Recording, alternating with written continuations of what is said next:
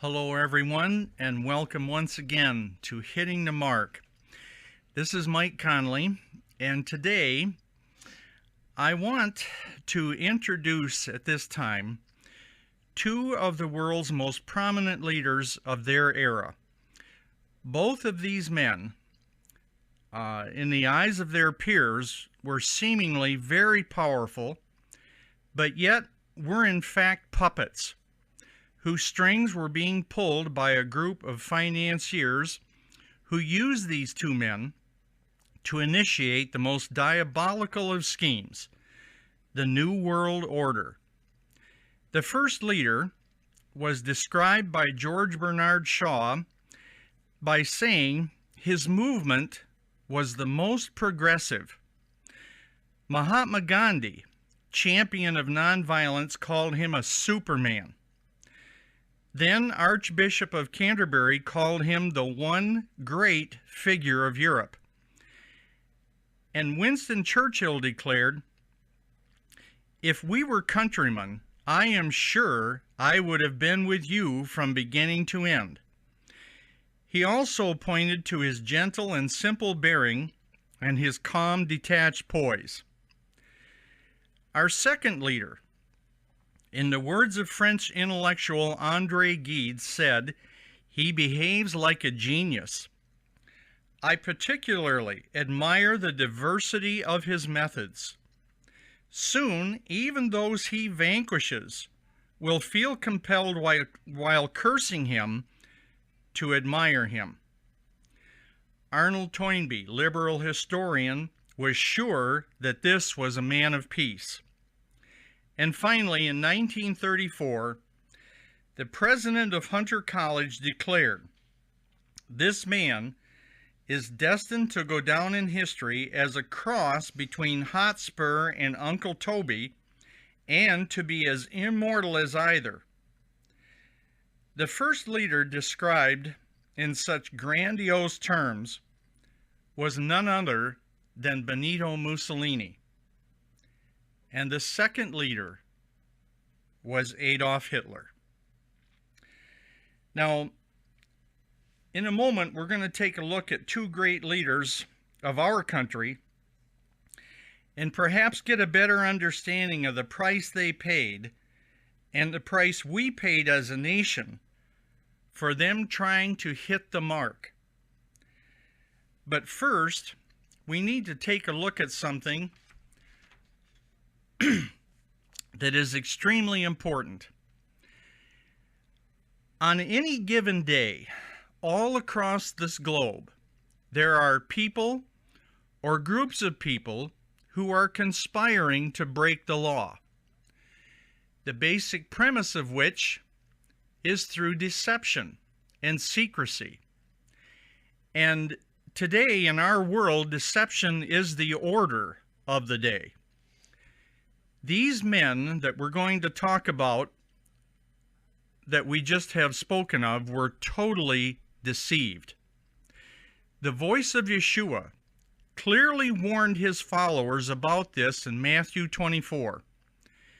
Yeshua had just left the temple area and prophesied to them about the coming destruction of the temple, which, by the way, happened in 70 AD. Yeshua is now sitting on the Mount of Olives, and his disciples came to him privately and said, "Tell us, when will this happen, and what will be the sign of your coming and the end of the age?" And he doesn't begin by telling them about signs or the end of the age, but he begins here. Watch out that no one deceives you. Now we're going to look at two leaders of our past who desperately tried to hit the mark and paid the ultimate sacrifice for their effort. Let's go back to the Civil War. approximately 1861 to 1865, and the country is divided. It is just unbelievable what has happened. President Lincoln needed a lot of money to finance the war from the North. The bankers of his day were going to charge him 24 to 36% interest on that borrowed money. Lincoln was horrified and hugely distressed.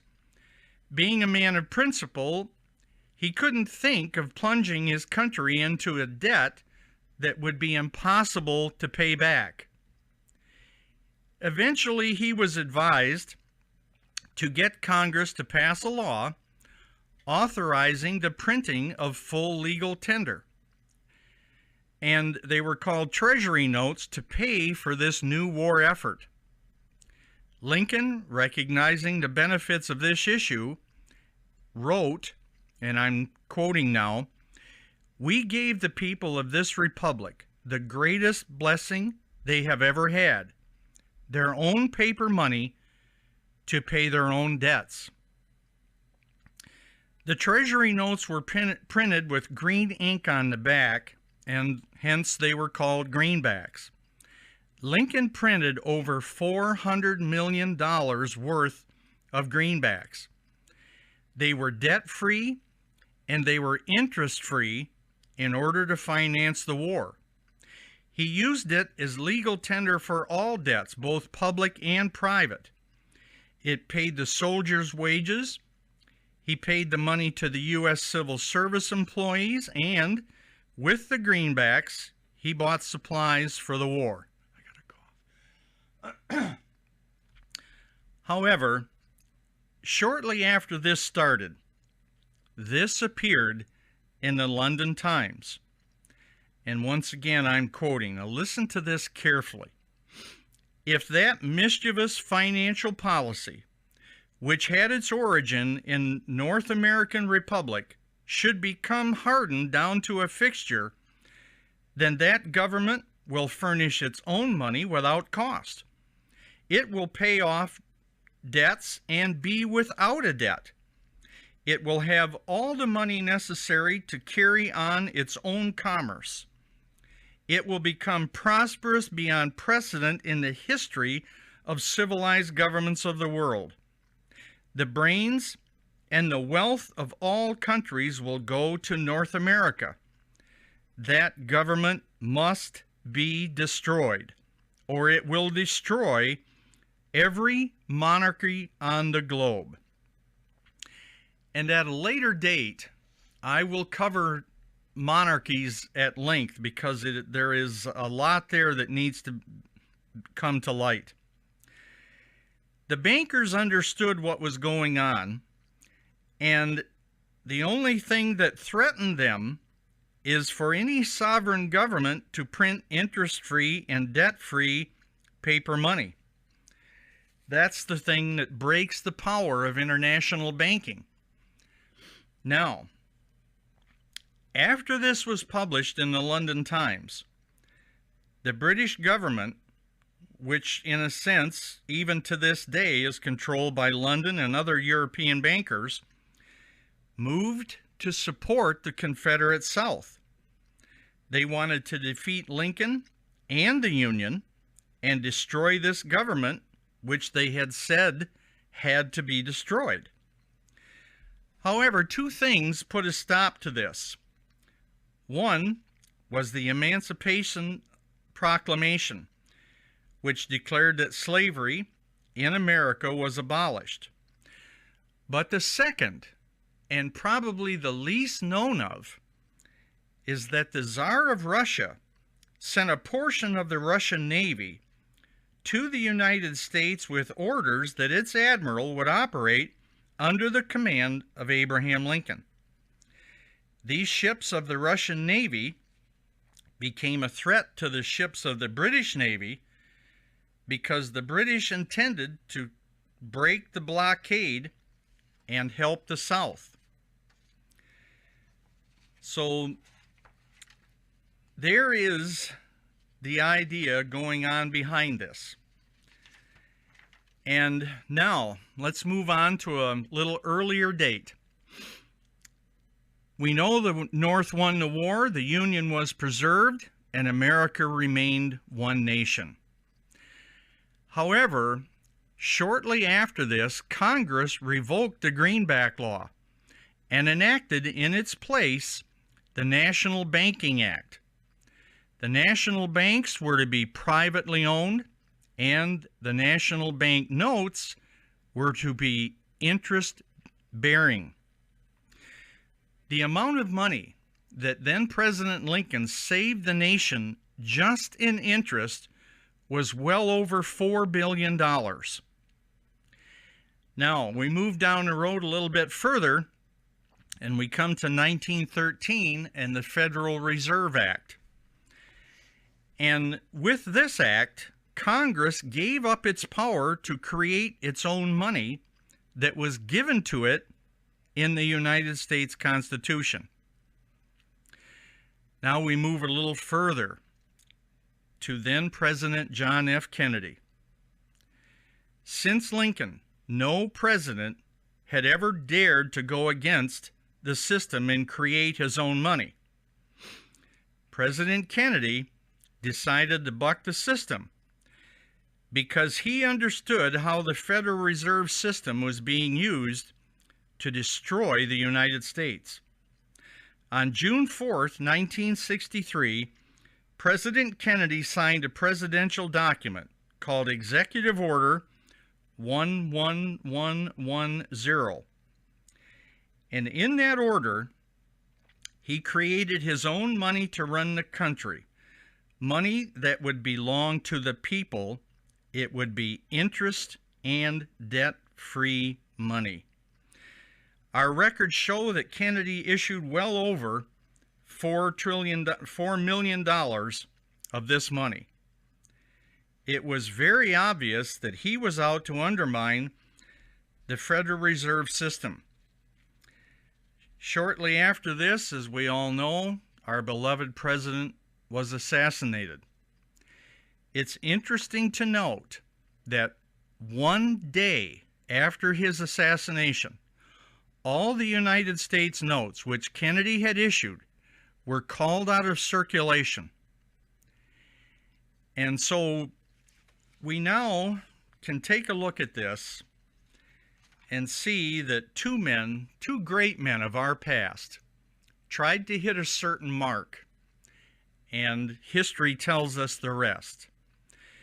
Now, I want to take you back once again to the Torah, and I need you to listen to these words. The Torah is extremely clear on the proper way to use money for the good of the individual and the nation. The need of one's own countrymen was not to become an opportunity for profit. In Exodus 22, verse 25, it says, "If you lend money to one of my people who is among you and is in need of it, do not be like a moneylender. You will charge him no interest." The loaning of money was part of the nation's social responsibility to its people. In Deuteronomy 23, 19 and 20, it says, "Do not charge your brother interest, whether on money or food or anything else that may earn interest. You may charge a foreigner interest, but not a brother Israelite." I'd like to read you part of the book of Nehemiah, starting in chapter 5, so that we can get a more complete picture of what happened here. Nehemiah has been called by God to rebuild the temple, and he ends up in quite a mess. In Nehemiah verse 5, chapter 3, it begins, "The people are saying, 'We are mortgaging our fields, our vineyards, and our homes to get grain during the famine.' Still others are saying, 'We have had to borrow money to pay the king's tax on our fields and vineyards. although we are of the same flesh and blood as our countrymen, and though our sons are as good as theirs, yet we have to subject our sons and daughters to slavery. And it goes on as they build their case, and finally Nehemiah says this to the people who were doing this: you are exacting usury from your own countrymen. Usury is interest. He goes on to say, what you're doing is not right. Should you not walk in the fear of our God to avoid the reproach of our Gentile enemies? But let the exacting of usury or interest stop. Give back to them immediately their fields, vineyards, olive groves, and houses, and also the usury you are charging them. And at that time they were charging 1/100th part of any money, grain, or wine and oil. So here we have the scriptural standard for how to handle the economic policies of the nation of Israel. Had we followed those policies, we would not be in the shape that we're in today. Not even close.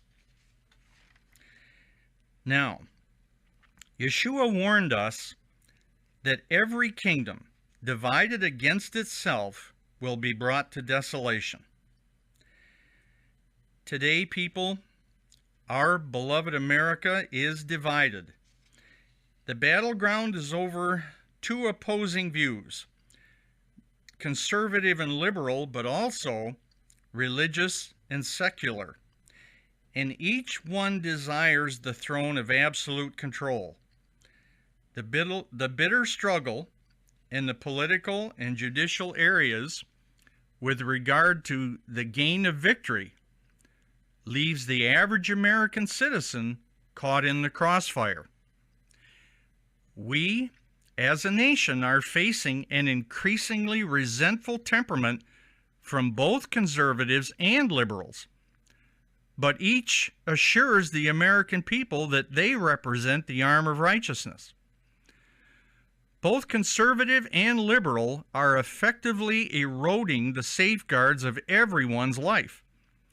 As a result, the checks and balances that hold back the tide of national ruin are in fact in jeopardy, even to the extent that a number of our leaders desire to remove the liberties of our Constitution in order to remedy the instability caused by extremes in both camps.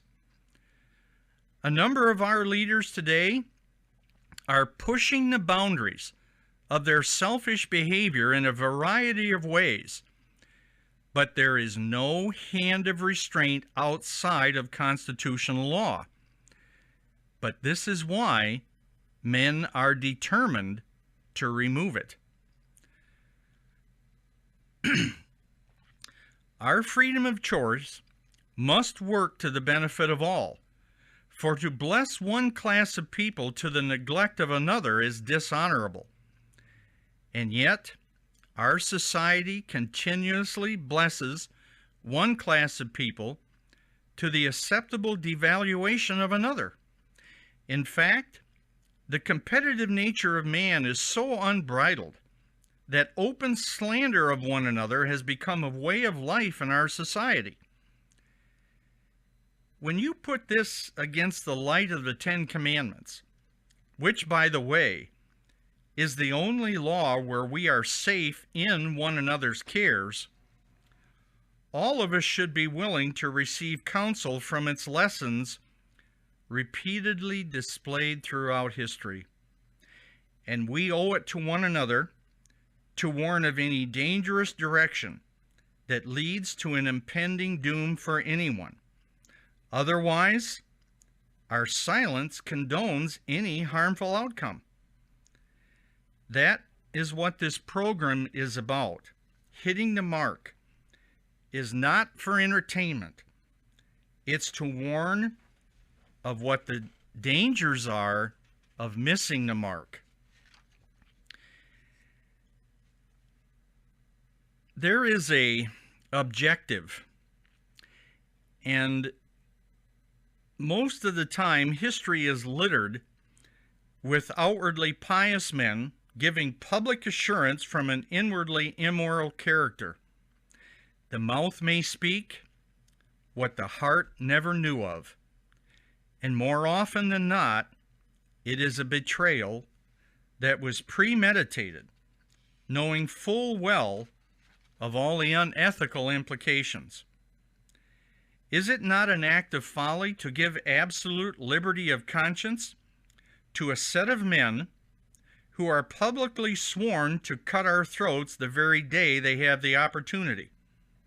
Is it right to give the privilege of citizenship to men who are our sworn and public enemies of our Constitution, our laws, our liberties, and our lives? For a moment, I want to go back to President Lincoln, and I want to just share some things that he said prior to his assassination. The president was having a conversation with a close friend, and he took his Bible out and he opened it to the 3rd chapter of Deuteronomy. And he read from verse 22 to verse 28. You shall not fear them, for the Lord your God, he will fight for you. And I besought the Lord at that time, saying, O Lord God, you have begun to show your servant your greatness and your mighty hand. For what God is there in heaven or in earth that can do according to your words and according to your might? I pray you, let me go over and see the good land that is beyond Jordan, that goodly mountain and Lebanon. Moses was not allowed to cross over and go into the land. And as we begin to look at some other things that Lincoln said to his friend, we hear this, and I'm quoting him. Now I see the end of this terrible conflict with the same joy of Moses at the end of his 40 years in the wilderness. I pray God to grant me to see the days of peace and untold prosperity which will follow this cruel war. As Moses asked God to see the other side of Jordan and enter the promised land. But do you know that I hear in my soul the voice of God giving me the same rebuke which was given to Moses?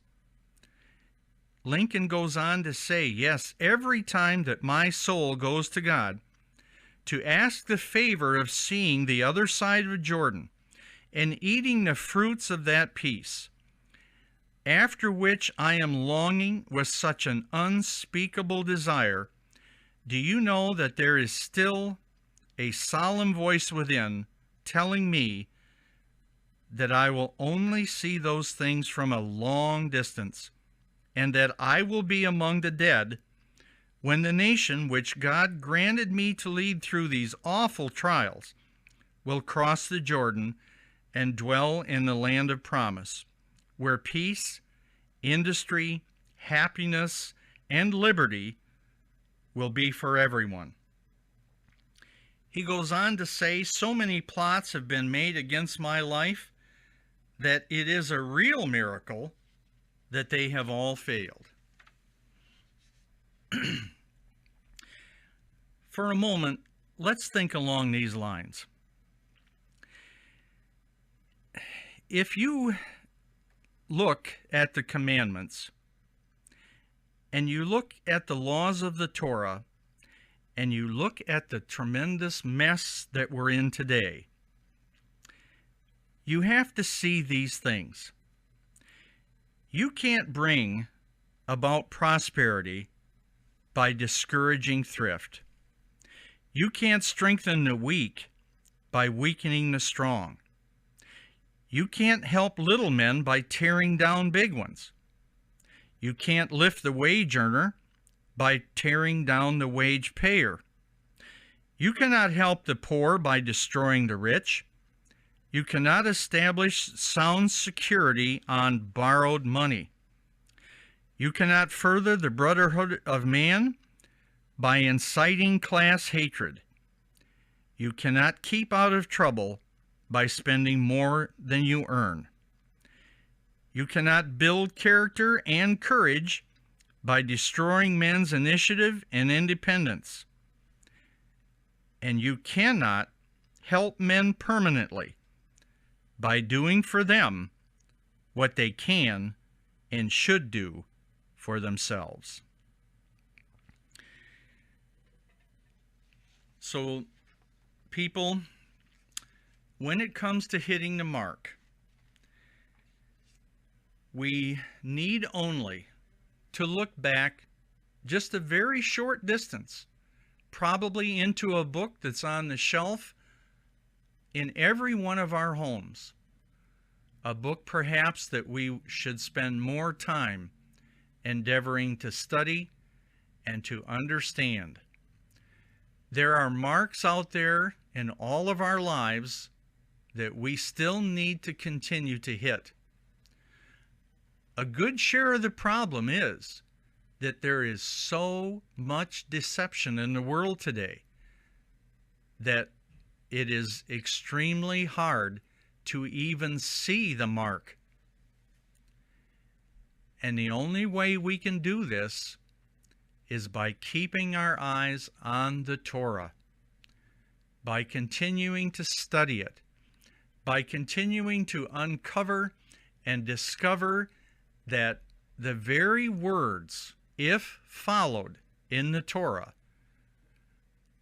would bring us life, peace, liberty, and happiness.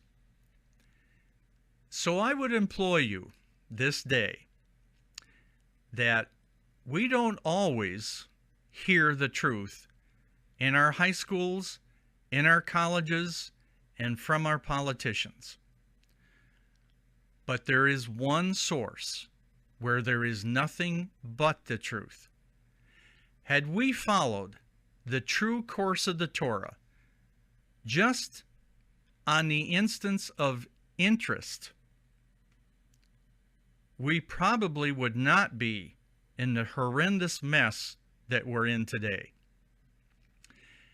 And just as an ending note, very soon after President Kennedy's death, over 100 individuals who either supported him or had anything to do with his climbing into the office of the presidency were all killed.